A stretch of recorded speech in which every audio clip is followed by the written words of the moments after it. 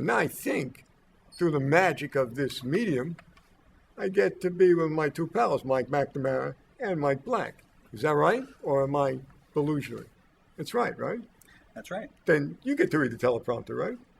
And we will. All right, let's do it. Welcome to the second hour of our webcast with Andrew Vachss. For those of you that are just joining us, we will ask him questions that you have already sent in. And for those that are still here from the first hour, we are glad to be here, and we ask your indulgence that some of the questions we will ask to start off the second hour will be questions that you've already heard, but bear with us and we will catch up with the new questions fairly quickly. I think the question that we've had the most frequently is why end the Burke series and why end it now? It's come to an organic end. It's come to that point where the family can't continue. The family has its own children. Those children cannot stay within the family and be citizens. If you love your children, you don't want them to grow up to be what you are if what you are is outside society. If what you are is a person who's this close to life in prison every day you get up, they have to go. The only way they can go is to another life, literally. And I can't have, since I always promised that I'd stay real with this, I can't have, 60-year-old guys jumping over cars. There's just a limit. It's reached the time to close the show.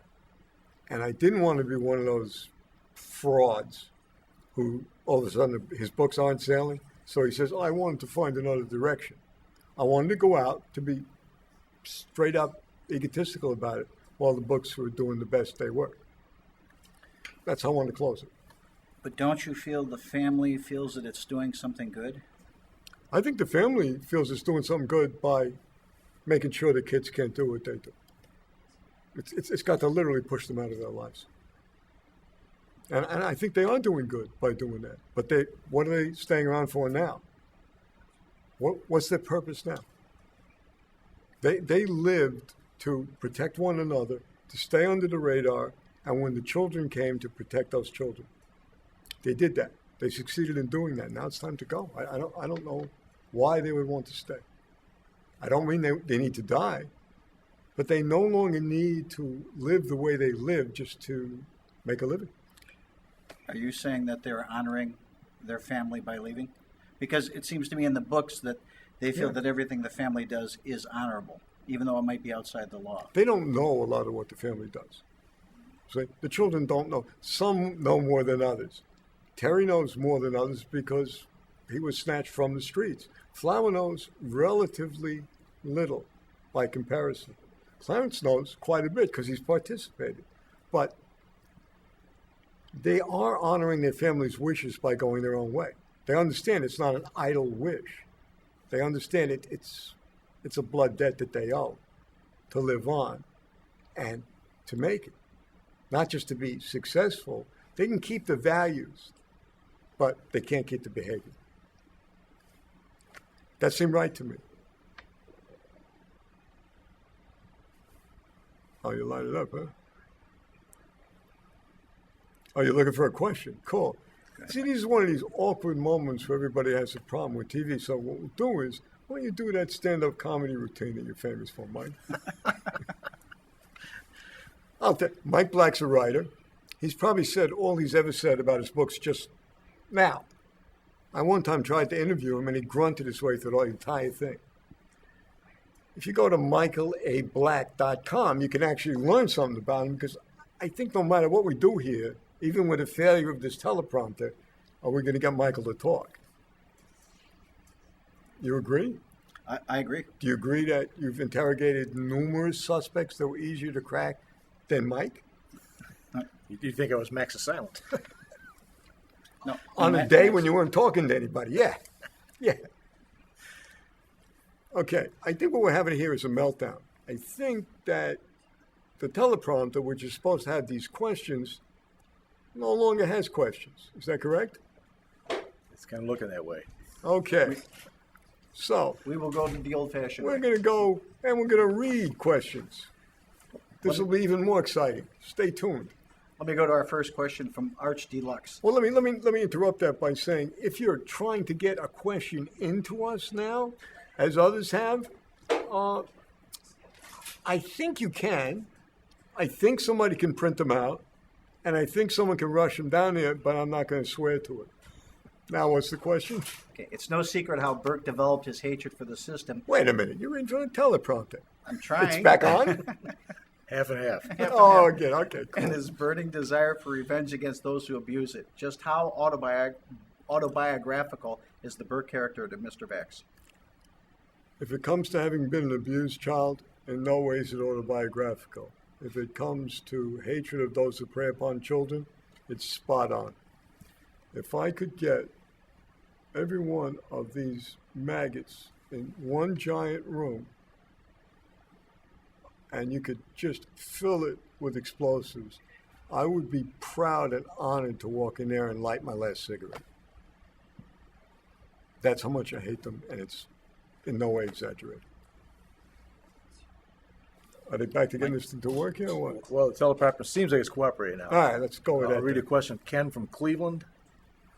Your writing tells vivid stories with so few words. What is your writing process? Yeah, my writing process is to write the entire book in my head. So if you came into my writer's studio, you would think you were watching a speed typing contest. I get the whole thing here. It's all done. Then I sit down and I bang it out. I don't have to, I don't outline stuff. I don't do it in any conventional way. I don't have a time of day when I write. I don't have a special place where I write. I've always had to fit writing into the work that I do, which is why I've never signed a contract to write a book. I write a book. When I'm done, I take it to my publisher, who, by the grace of whatever, it's been the same publisher ever since the first book. And I say, do you want this? If they say yes, another book gets published. Should the day come when they say no, I'll talk to you about my process. But I don't have an agent. I just don't do things the way writers do them. And I don't, and never will, sadly, lack for material.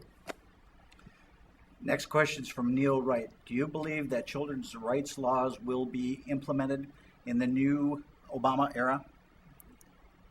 I don't have any reason to associate Obama with child protection. I think that I have no reason to assume he's opposed to it, but since not one damn journalist in these 10,000 press conferences during the political race asked any such question, I wouldn't even know the candidate's position on the importance of protecting children. Protecting the family, yeah, I got that message. Protecting children, I don't know. Whatever Obama does is going to be the truth. Whatever he says means nothing to me, or anybody else. I'm not singling him out. But unless he distinguishes himself from every other sitting president who preceded him, no, I don't expect change to come voluntarily out of the White House. I expect change to come the way it's always come, through pressure, which is why PROTECT is a lobbying force, not a helping charity. Well, maybe it's a good time to remind people about PROTECT, and that's the organization you started. I did not start it, but the book started it, for real. And this is why nothing can make me give up a weapon so effective as writing. I was doing one of these chats, not a messed up thing like we're doing here, but one of these internet things where, you type questions and the host tells you what the question is, you tell the host what the answer is, the host types it back. One guy's question was, I really want to do something. These books have me enraged. I really want to do something. What can I do? Because I hear this every day.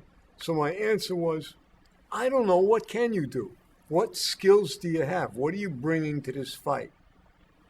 So this guy says, I'm a political operative. I run political campaigns. I said, I don't know if you're real or serious or just having fun. However, my number's in the yellow pages. If you're serious, call it. The guy's name was Greer Weeks, and we talked, and he started PROTECT Anything you want to find out about it, just go to protect.org. I can tell you, with no exaggeration, it's won some of the most significant victories for child protection ever in, 4 or 5 years of existence. It's a totally grassroots organization. It's not a 501c3. You don't get a tax deduction for joining. You won't see collection cans in, candy stores or newspapers. They don't run public service ads. It's grassroots for real, and it's totally funded by its membership.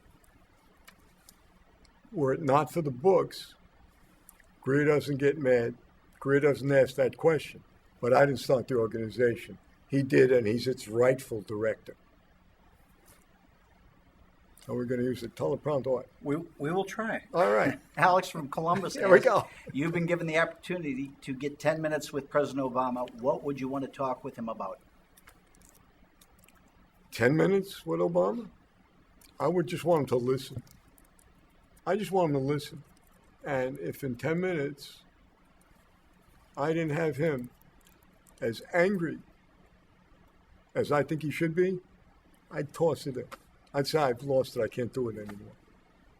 Or I'm dealing with a stone-cold politician who could care less, one or the other.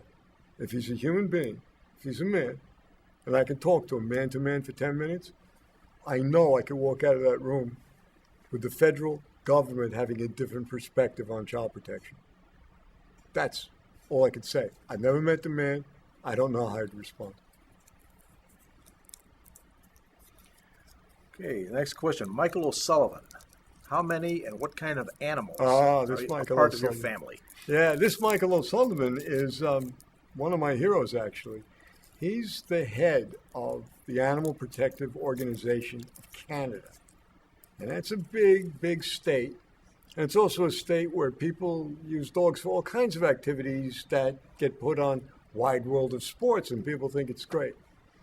Michael's a fighter. He's come from a real fighting family. If I say Sean O'Sullivan to you, Mike, you know what I'm talking about, Silver right? medalist. That's his brother. So I don't know what question Michael asked me anymore, but for Michael, if he's asking me about animal protection and its connection to child protection, it's a real thing. It's a real thing. If you want a diagnostic indicator of psychopath, show me somebody that enjoyed torturing animals when he or she was a child. Animals are by law property. But one of the most interesting things about child protection in America is we had animal protection laws before we had child protective laws. The very first child protective case that came to court in America had to be charged under the abuse of animals law. There was no child protective law. So you were not allowed to whip a horse or a mule past a certain point. But if it was your kid, you could do that. So the animal protection laws actually opened the door to child protection. And the other thing is, people think I'm joking when I say this, but I'm not. I have yet to meet a battered wife who raised a pit bull from puppyhood. If you want some creature to actually bond with you utterly non-judgmentally, who will literally put its life between you and danger, get a dog. I don't mean get a pet dog. I mean get a real dog. I think this breed-specific legislation reminds me way too much of Nazi Germany. I don't get it how, some breeds are born dangerous. There's no evidence to that effect. The fact that people misuse dogs is real different from dogs being bad. You think pit bulls go out in the street and say, hey, who wants to get it on? No. I mean, people deliberately put them in life and death situations, train them to do that, and make money off it. Michael Vick's not my hero, okay? So if we really want to protect children, one of the things that I always look for when I go into a home is, does the kid have a pet of some kind? In the really intensely abusive homes, you would think no, but you're wrong. Because the love of that pet is often enough to make a child cooperate in what you intend to do. Because they'll literally tell a child, I know you love your little dog, but I'll snap his neck like a twig unless you do X. So the fact that there's a pet in the home tells you nothing. It tells you nothing at all. But a vow to protect animals from human torture is so akin to a vow to protect children from human torture because both are considered property. Tiffany from Ann Arbor asks, are you going to write any more comic books? If you mean graphic novels, absolutely. In fact, I don't know if can the camera get this? Yes or no? Raise your hand. All right, I'm going to assume, Tiffany, the camera has got this. I'm working on, I don't even know what to call it. Maybe an illustrated story? A wonderful cartoonist, and that's what he calls himself. To me, he's a great artist, named Frank Caruso, and I have done some collaborations. Little triptychs that I write a haiku and he illustrates it. The response to them has been just insane. They've been way more successful than anything we could have imagined. So Frank and I are collaborating on a book about bullying. And not an expose of bullying, but an answer to it. That book is going to come out in what you'd call graphic novel form, and Dark Horse is in fact going to be the publisher. So if you mean that return, yes. Am I going to write more hard looks? I don't know. I'm really not sure. I'm really undecided about that. But this one is a go. This one is definite. On top of that, I'm allowed to disclose, and you were there when I got the permission, so you know. I don't know how many of you have the good taste to be fans of Jeff Darrow. I know you've all seen The Matrix. I don't know how many of you know that Jeff Darrow was the creative designer of that whole thing and is so credited. Jeff has a series now called Shaolin Cowboy, which just won, I don't know, another 400 awards. Well, there's going to be a Shaolin Cowboy novel that I'm writing that Jeff's going to illustrate. I don't think you could call that a comic book or even a graphic novel, but it is going to be a collaboration between me and certainly one of the most gifted artists in the last 100 years. And now we go back to the teleprompter, right? I think. We do. All right. This is from Brian. Your website, The Zero, has a great list of authors that you like. Any chance you can get 10 of those still living to write a new short story for an anthology that you'll edit and write a foreword for? See, that's really two questions, okay? The first one's easy, right? I wouldn't have to do any more than say, Mike, would you write a short story for my anthology? I'd certainly be delighted to. There you go. And I could ask Wayne, what do you think he'd say? He'd be delighted also. I'll bet Charles would jump on He it. would. I mean, I personally know, and I know my brother Joe Lansdale would do it, even though he might hate doing it, he'd do it for me. So, could I get 10 people together to do it? Absolutely. What do you think the market for anthologies is today, pal? Bottom line is, there was this like tidal wave of anthologies, as long as they were signed by all the contributors.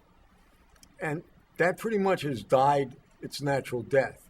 I don't know many anthologies that are widely sought after. If someone came to me and said, we have the money to do it and we're going to do it, then I'd consider it. But I would not go out and ask friends of mine, people that I'm close to, write me a short story and then I'll put this together in an anthology and I'll sell it. I don't know how to sell things and I don't have an agent. That's why I mean it's a yes or no answer. Can we do it? Sure. Is it viable? I don't know. A few minutes ago, you mentioned something about Sean O'Sullivan, and I've noticed in your books you use a lot of boxing analogies. As a matter of fact, in your latest one, you give a little description of a boxer named Reggie Strickland. Is there a specific goal that you're using boxers for? Well, look, Reggie Strickland, you know who he is. I know who he is. How many people in the whole world know who he is. But it's important to give recognition to Reggie because it is. People love to say the books are exaggerated, they're overblown, there really isn't this much abuse, it's all taken out of proportion. So if I were to make a statement to anybody who's a boxing fan, I know a guy that's had 350 professional fights. I'd say, nobody hit. And then I'd say, and he lost them all. They'd think I was completely nuts. And then I'd finish the job by saying, yeah, but he won about 75 of them too. They would absolutely think I'm talking science fiction. I'm not. There's such a guy. No one's ever given him credit for anything. I think this is a remarkable feat. I wanted to do it, so he's in the book. I think there is an analogy there. There's people who make a living doing things that you never heard about because you only hear about stars. You don't hear about working writers. You don't hear about working boxers. You don't hear about working cops. And please don't tell me about the TV show, okay? I love the reality of lights, camera, action. You never hear about people who actually work at their crafts. There's actors who are wonderful actors who will never get a part in Hollywood. There's incredible singers who will never get to cut a record. So, you can't go around believing that the best people at whatever are the people that you get to see, because that seeing is selected not by you. You didn't get a chance to sample everybody, but by commercial forces. And that's the point that I'm trying to make with boxing in this book. Reggie's a guy who figured out a way to make a living doing something without ever being a star, without ever getting his name in lights, without ever fighting a main event. There's more Reggie Stricklands, right, than there are Sugar Ray anythings. Yes. Except the real one. Yes, I agree. Back to the teleprompter. A whole bunch of people sent this question in. Brenda, Deb, Christina, Jean, Josh, Kathy, Carrie Ann, and more. They want to know what's next. As Maria Veraseca put it, I know you're finished writing about Burke, but are you finished writing completely? Oh, that's my Maria. Hey, you think I would stop writing? Let's say that I was a Kurd when Saddam was trying to exterminate me and all my people, okay? Because genocide was Saddam's game when it came to the Kurds. So naturally, I live in the mountains, and I live or die by how good my rifle is, okay? Now, I've used this rifle, and it's worked. 1,000 of Saddam's people have met their rightful reward with this rifle. But you know what? They don't make ammo for it anymore. It's 200 years old. Pretty much like the rifles I saw in Biafra that they were trying to shoot planes down with. But here's a brand new rifle. It's very accurate. I'm going to take it. Scope is still going to be aimed at the same target. So there's no way I'm giving up writing. It's brought too much in the way of opportunity for me to advance my own agenda, for me to ever give it up. The same target will be in the scope. I'm simply done with Burke. And that's not a tease. I'm not going to bring him back, so forget all of those questions. He's not sleeping. He's not going to reawake. He's not Batman. I can't give him a new costume. Burke's gone. Not dead, but gone. Read the book. You'll know a lot more about that. But writing, giving it up, Maria, not a chance. And I'm sorry I didn't get to see you this time, girl. Randy from Wapaka. At what point in writing the novels did you come to realize that the Burke series was going to have a definite ending? I recently finished Choice of Evil, and especially in the opening chapter, it had the feel of laying the groundwork for the conclusion of the book. Who said that? Whoever asked that is really a smart guy. I mean, do you remember the name of the guy who asked that? Randy from Wapaka. You're a really smart guy. I actually started foreshadowing this years and years ago, but very subtly. And you're one of the few people that's ever picked up on that. So you're right. I mean, bottom line is you're right. I have been, in fact, planning to end this for quite some time, working up to the right, just natural, organic point to step off. Well, here's another question related to your writing. Zach from Chicago. Who was Homo erectus from Choice of Evil? Who was Homo erectus from the Choice of Evil? I don't know how to answer that question. I mean, he's a character whose agenda is actually the ultimate in opposition to gay bashing. He took the gay bashing issue to a level where people just don't want to go. He took them there. And by doing that, you heighten the contradictions really starkly, and you make people step out, no pun intended, of the closet both ways. Okay? And that was why that character existed. And judging from the reaction to the book, I think he got the job done. Sarah Ott wants to know, what is the number one thing you'd like your readers to walk away from the Burke books? Anger. I mean, if people read the books and they're not angry, I flopped. I blew it. It's as simple as that. I don't give a damn if you walk away from the books saying this guy will never be, I don't know, whatever mystery writer you like to talk about. I don't care. That's not my goal in life. I'm trying to make you angry because I know my own country. Our country, everybody in America knows this. We get angry enough about something, politicians respond. They're like amoeba, you know? And you shine a light bright enough, they run over here. Shine it over here, they run over there. If we get angry enough about anything at all, they'll respond. Look at Mothers Against Drunk Driving. State senators drove drunk to the State House to sign that legislation and drove home drunk. They didn't convert them, they pressured them. The point of these books is to make you angry.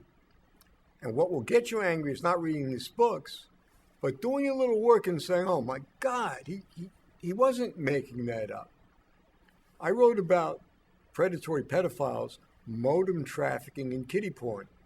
You think, so what? Who hasn't done that? I did it in 1986. And what I got from book reviewers was, this man's crazy. How could he fantasize such a world of evil? Who would say that now? That's happened over and over again.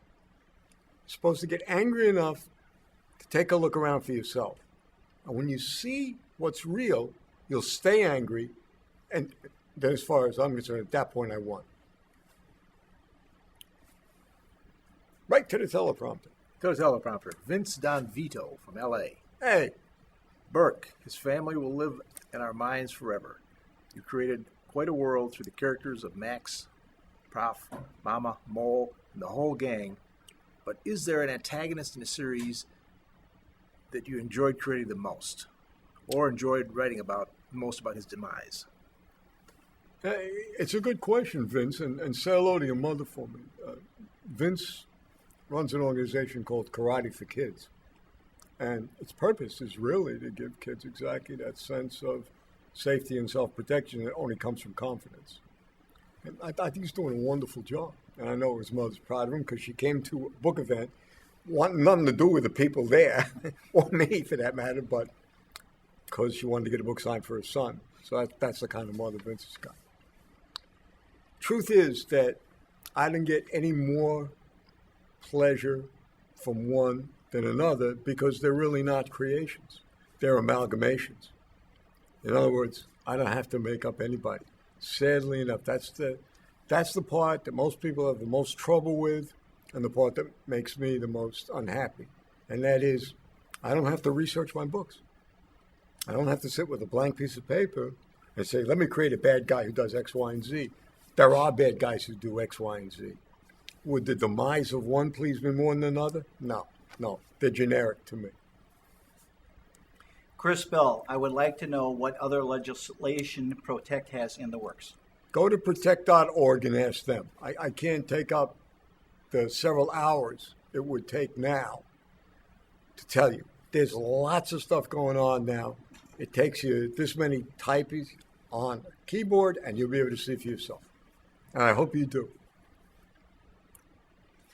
Okay, here's another question. Kat from the Pacific Northwest. And considering the insanity clause, in other words, not guilty by reason of insanity, I'm curious if there is some legal reason why the issue of guilt or innocence has to be black or white. Okay. So I'm reading this question. You have to tell me. I'm reading this question to say, well, if somebody does this to kids, they're sick, so even if they did it, it's not a black and white issue? Is that the impression you're getting from the question, or am I just prejudiced? I'm getting the impression that there's excuses. Oh, that's even better. I'll tell you what's black or white. Life and death. And for captured children, it is black and white. They live or they die. Because what you might think is not dying is still a death. That's why I reject the word survivor all the time. You know, someone says, I'm a survivor of child abuse, and I've never hurt my own children. I've protected them. I've rejected that. And I always tell them the same thing. You're not a survivor. You're a transcender. Survival is luck. I was in a war zone once. I'm running around. Things are coming down. Bullets are flying. I didn't get hit. Why? So I survived. What does that make me? Nothing. A lucky person. Guy next to me gets blown up. Surviving childhood in an abusive family means you didn't die from it. All right, you survived it. Those people who go beyond that, who refuse, and it's a choice. I want you to understand that it's a choice. They refuse to imitate the oppressor. To me, these are the hope of our species. Because if child abuse, as idiot liberals want to tell you, is self-replicating, so every abused child becomes an abuser, anyone with a calculator could figure out now to be no human race. Many, many, many people never get better themselves. They never heal from the hurt, but they never hurt another person. Most people who survive are experts at hurting themselves. They're great at it. So, is it black and white? No. There are shades of gray in terms of the effect of abuse. But if it comes to black and white, in terms of my judgment of the perpetrators, oh yeah, it is black and white. You don't like that? You judge them differently. For me, the voluntary decision to hurt a child for your own pleasure or your own profit, it's so far over the line, I'm not concerned about black and white. It's past that for me. Question from Steph. Have you learned from writing your books, and if so, what? Well, I've learned people will pay money for them, which actually my father was the most shocked. First time I got a movie deal, I said, Pop, look, I signed with X studio. I don't want to go into that. Right? He says, how much did they give you? And I told him. He said, what? I thought you told me this was like some deal where if they don't make a movie, you get it back. I said, that's right, Pop. They gave you this money, right? I said, yeah. And they don't make a movie, you get to keep the money? Yeah. He said, what, are they stupid or what? I said, I'm not going to judge the movie industry. But, so one of the things I did learn is you can have the same book option 9 times and get paid for it. You can have options exercise, which means they pay the full purchase price and no movie result. You can make an amazing amount of money without ever making a movie. I learned that there was a market for material that I was told there was no market for. And what I've learned most of all is that it gave me, I'm a working class kid, a chance to literally travel the world and preach this gospel of mine against all comers in every jurisdiction you could think of. I can't speak Norwegian, but you can read the books in Norwegian. I can't speak Japanese, but you can read the books in Japan in that language, you see? So I can't even, it would take the 3 hours to list all the surprises that were in store for me. I had no clue. I never believed there would be a second book. So I've been in a state of constant surprise since then. I remain there. And now, for a treat, we're going to go right back to the teleprompter. We are. All right. Brendan Detzner. Has Burke ever said anything in his role as narrator that you personally disagree with? Burke's role is not narrator. Burke is talking in the first person, and he's describing things, and you're seeing through his eyes, you're hearing through his ears. You would have to do better in terms of a specific example, because I don't know if it's a cute question like, do I agree with shooting somebody in the back of the head? Or it's a serious question, do I share his view that the state cares nothing about its own children? I honestly don't know how to answer your question. So, has he ever said anything I personally would disagree with? I'm going to have to say yes on the off chance that in order to get information from people, because that's Burke's major skill, he's an absolute master of pattern recognition. The software is in his head. He's the best of all interrogators. And to be that, you have to also be that. And so Burke will have said many things that he himself wouldn't agree with. And if you get that concept, then I'm with you, and I would probably say no. If you don't get that concept, I'd have to say yes. Rainy Day Roger would like to know, how will you continue to encourage, enlighten, and inspire people to be active champions in the battle to break the cycle of child abuse? If that's Roger of Rainy Day Books, you've already seen me take my best shot at it, Roger. I'm just do what I do, you know? It's the books are not my only method of protecting children. I was in the child protection game way before anybody bought a book. What the books have done is enable me to be an attorney who can say, no adults, I only represent children. I have no plans to change my game just because I'm ending the series. So ask me what I'll do, exactly what I've been doing. Unless you can show me a better way, at which point I'll do that. Well, here's another question about their books, Andrew. Okay. Ben asks, has the Burke series become an ineffective weapon in terms of getting your message out there? Is that why you're closing out the series? Yeah. Well, you tell me. You apparently read the series, so I did not close the series because in any way I felt it was ineffective. Indeed, I don't know how you measure effectiveness. The problem is that during the life of the Burke series, which is, we're talking a couple of decades now, a lot of wonderful things have happened as a result of people's effort, and I get too much credit for that, okay? There's a lot of people in the child protective game that were not inspired by me, maybe never read anything I wrote. So for me to say that I'm closing the series, I made that decision because of a lack of effectiveness, would be absurd, because the same doors are still open to me, whether it's an op-ed in the New York Times, whether it's a cover story in Parade, whether it's a televised debate. I'm not short on opportunities at all, and I don't expect to be. So, well, to close down a series on the grounds that it's no longer effective can't make any sense unless I could see the future. Because how would I know when to close it down? I would have had to say it stopped being effective 3 or 4 books ago, and that would be an outright lie. So the answer to the question has to be no. Question from Bill from Arlington, Virginia. Has anyone expressed a genuine interest in bringing Burke's World to TV or the movies, and did they understand and respect the child protection mission of the books? All I can tell you is they've paid a lot of money routinely, many times, and always professed the highest respect for the principles that I was promoting in the books.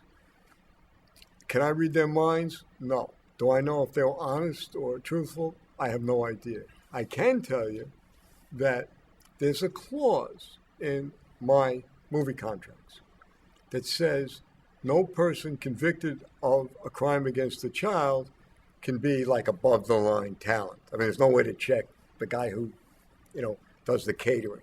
But the people who are going to be visibly involved in it, none of them can be that. So Victor Salva's never going to direct any movie based on any book of mine. Roman Polanski is not going to either. That's in writing. So at least to that extent, I would have to say they did understand because that's part of the contract that they signed. A Texas fan's asking, what can be done in addition to legislation to change the culture of indifference to the epidemic of child abuse, sexual, physical, emotional, psychological, that destroys our children, our greatest resource, and our hope for the future? I think the only way you change our culture is through media. And I think as long as media continues to portray these solutions to problems that it's going to take long-term commitments to actually alter, we're not going to change as a culture. What we've got, our culture's idea of recognition is, hey, we could do a whole TV series based on that. That doesn't promote change. That promotes the illusion that something is being done. The way culture changes is, over time, what becomes acceptable, what becomes not acceptable. That's the way it changes. So as long as people confronted with scenes of horror will just change the channel on the remote, we're not going to change our culture, okay? And it's no point going on and on about, oh, children are our future, when no politician measures future beyond his term of office. There's a disconnect there. Unless and until we say to the people running for office, my vote depends on where you stand on this issue, this culture is not going to shift in the radical way that you want to shift. It's not going to happen. Are we building towards it? Yes. Is it going to happen in my lifetime? Not a damn chance. Before I get to another question for you, Andrew, I just want to take a second here and ask Mike a question. Good. What's your latest book coming out? And if you can tell us a little bit who it was with. Certainly. Well, actually, I was very fortunate. I had 2 books came out in a relatively short period of time. I had a book that came out with Richard Belzer. He's a TV star in Law & Order, Special Victims Unit. And I co-wrote with him, and that came out in October. And then in November, a book called Dead Ringer. It's a book that features my series character as a private investigator, Ron Shade, and he tags up with my writing partner's character. Her name is Julie Heisey, and they have an adventure that starts out in Chicago and goes to Las Vegas, and it involves black market body parts. This is why I call you the king of getting all confessions. This is more than Mike Black has ever said. I've known him, 20 years or more? That's the most words I've ever heard him utter sequentially without being prompted. Well, you are indeed a master of your craft. How many books is this for you? 10 books for me, actually. See? Now he talks. Hey, once you get one Mike, you can't not talk, right? He just makes people talk. No, it's true. I want to confess to something now. That really is Mike's reputation. He's an absolute master at getting confessions out of people, not like you see on Law & Order. I mean, even Richard Belzer's not enough of a comedian to believe this is real, right? Okay. Mike's the real thing, Mike McNamara. And now we turn the tables and you get to tell people what License for Life is and why it is. Thank you. License for Life is a non-for-profit organization of police speakers that go into high schools, or actually any type of school or organization, and talk about DUI and alcohol and the effects of alcohol in the body. We are basically just in the Chicago area right now. We've been teaching for about the last 12 years, and in those 12 years we've been to over 250 high schools and organizations, including juvenile jails, and we've given over 6,000 classes. And we hope to keep on continuing in this, and a lot of our success comes from the support of Andrew. So, well, never mind your success. Your success comes from the fact that there's a measurable impact in the kids that you speak to. And time again, teachers have said, I never saw kids react to anything. It's nice to have a passion. Yeah. It's nice to have a passion where you feel like you're making a connection. So why your passion for juvenile driving impaired? Why that? Why that passion? Yeah, why that one? Probably because I like the age.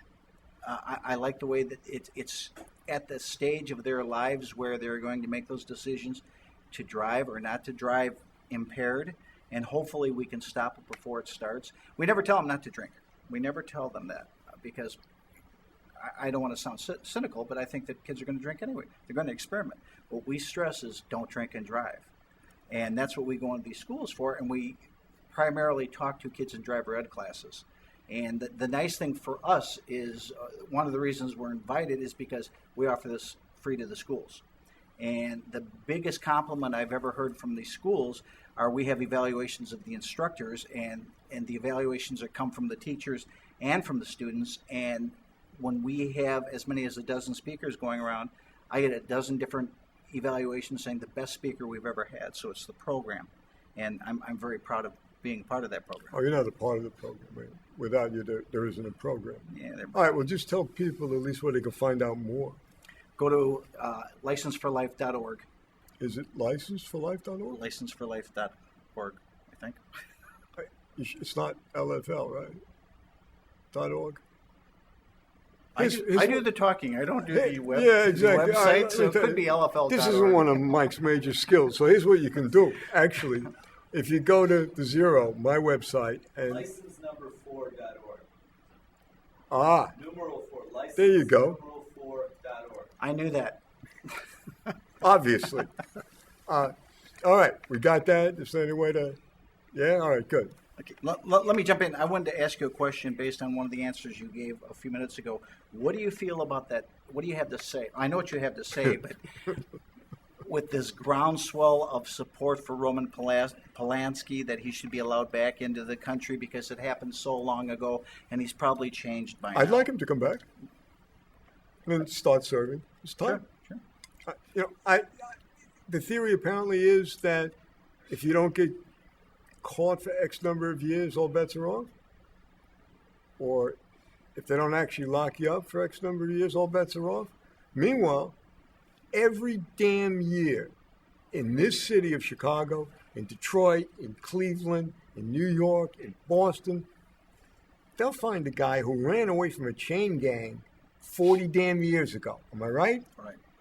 And has lived an exemplary life. And what does the state do? They send him back.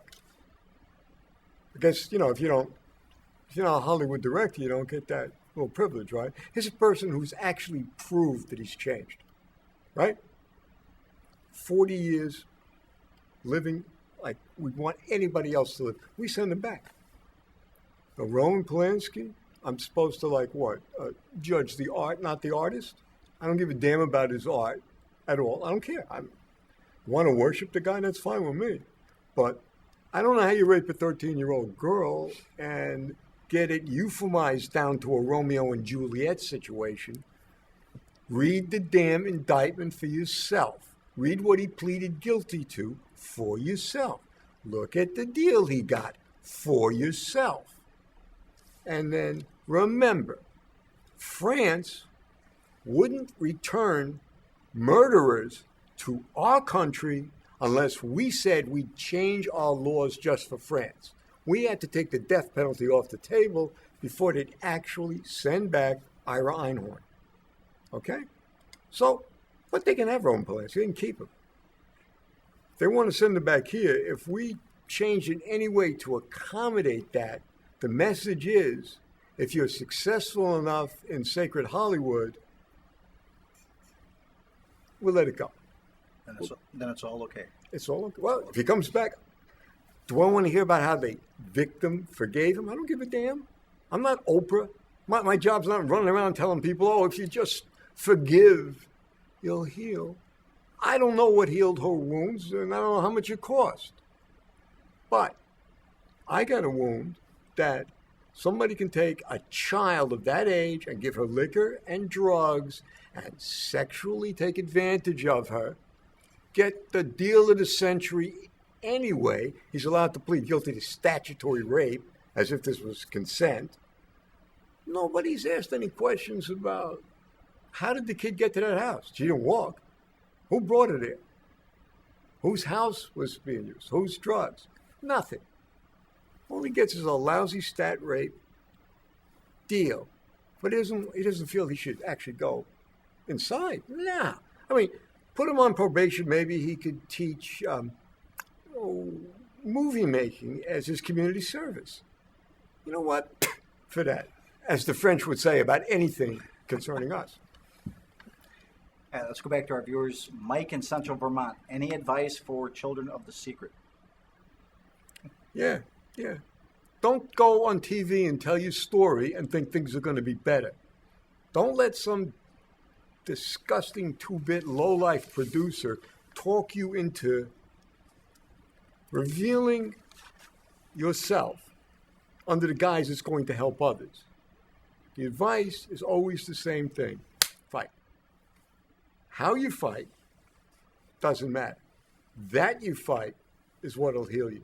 Because I don't care if the humans who hurt you are dead.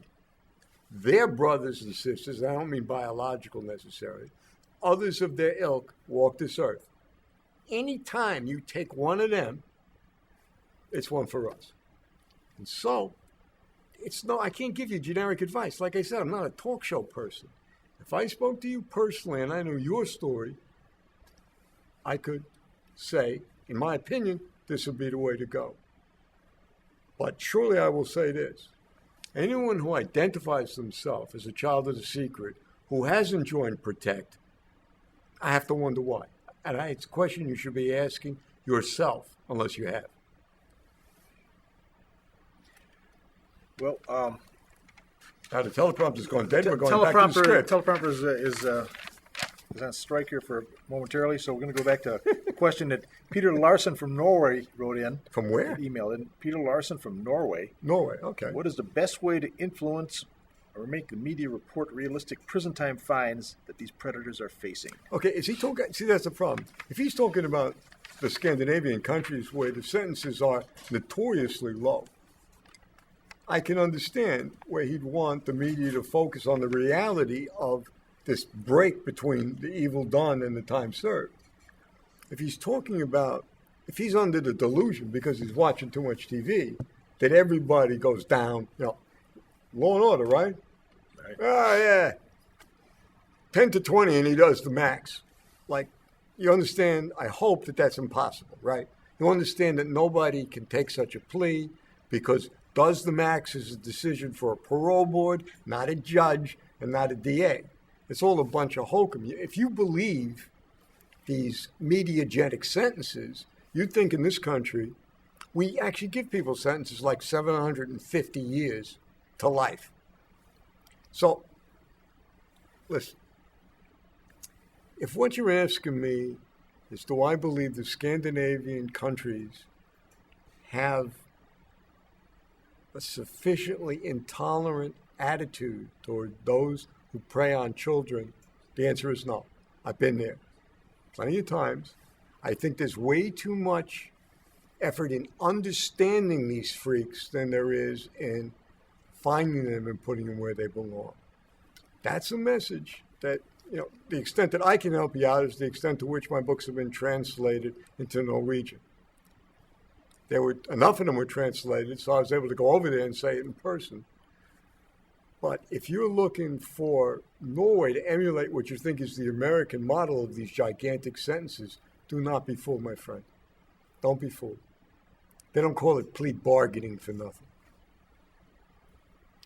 Bill Carr would like to know, Burke seems to grow and change with each book like a grand painter whose palette ranges from dark to light, which makes it hard to love or hate the character. Can you comment on this observation? Makes it hard to what the character?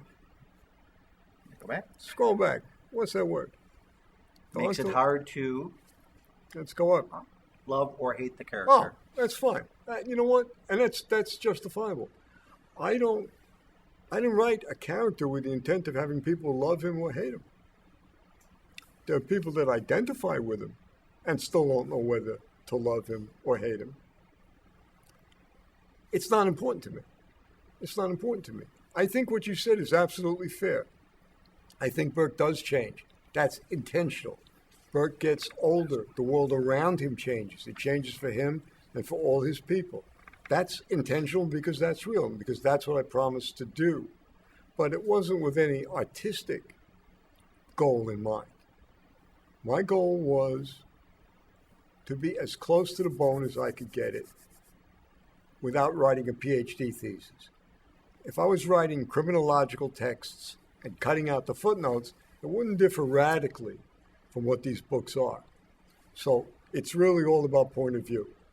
Whether you love it, whether you hate it, and I know people certainly feel both about the character because I've gotten mail saying exactly those words many times on both sides. It's not my intention to create anything. It's my intention to show what's real. And there's no question that some people love doing what Burke hates. That's the easiest way I could explain it. We have another question here from Zero-less member Sarah Ott. She wants to know, were you miswriting about Burke and his family? No, I won't, Sarah. The truth is that this isn't a cathartic experience for me, as some people, I guess, want to believe or actually do believe. I don't feel better as I'm writing these books. In some cases, because I'm recalling specific information that came to me in the most direct way possible, it's actually painful. It's not a joyous experience. I will not miss writing about Burke and his family in the sense that it was all pleasure. You know, I won't miss them like I miss my own brothers and sisters who've already crossed over. I miss them terribly, and I assume they're waiting around for me. I won't miss a book series like I missed that. And I won't miss the feelings that it evoked in me to do it. So that's as truthful as I can be with you.